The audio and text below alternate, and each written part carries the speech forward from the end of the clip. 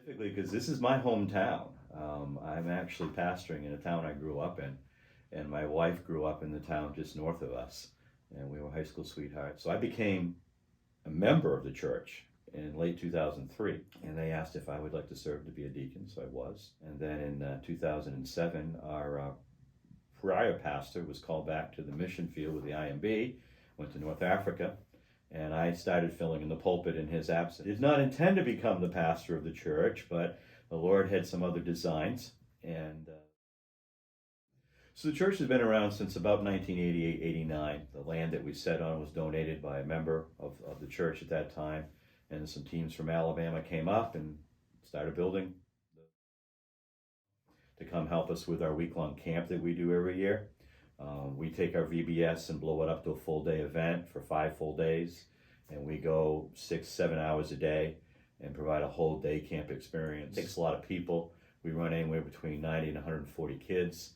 Our church is 100 people, so we need all the volunteers we can get. Probably one of the things we could do better would be evangelism in our community, to at least go to the knock on the door and say, we're here, we're at that church, we want to pray for you. Do you have any prayer requests? Open up a discussion. I think we having some of our folks having some people that might have done that, come alongside them to encourage them to do the same, to do a winter type camp because of the way school vacations work. So usually kids only have a February break, they have an April break, but a lot of times there's not a lot going on in that February. What could we do in that time of frame? But we need staff, to help cover that. Goes to Florida. I've been to Texas in a prior job on business trips, and just the whole level of that Southern hospitality is a real thing. Maine, it's a little different up here. You can get the hospitality, but you got to work for it. You got to earn it. It's going to take a while to break the ice with us. Don't sweat it, But if you've earned that respect through kindness, you straight shooter, you surely genuinely care about somebody, you get the trust.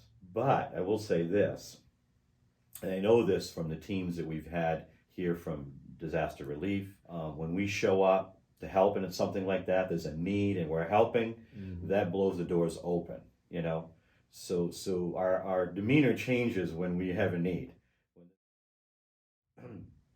We are not religious people up here. There isn't a lot of cultural Christianity going on. We're just secular. So while you may still have kind of we go to church on Sunday because that's what we all do, parts of the country, maybe from where you're from.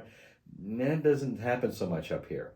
We're not going to be smile and be polite to about it. We're gonna tell you, I don't really want to hear that, or okay, talk to me.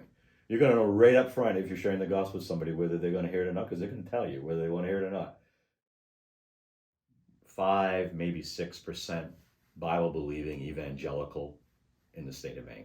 When you're walking down the street, or you're in a store, or you're in a restaurant, or you're intermingling with people, there's a very high likelihood that person doesn't know the gospel, hasn't heard the gospel. If you even ask them to define it, they wouldn't be able to do it. Just safely assume the person is a blank slate, and that you can start from scratch with them. The lostness is vast. It's just, it is. We have our work cut out for us. One reason why we love being Southern Baptist is the network and the connection through our association, through our state convention, which is the whole of New England. Say, hey, we've got an opportunity. We need extra hands to come. You can come and serve, have a missions experience.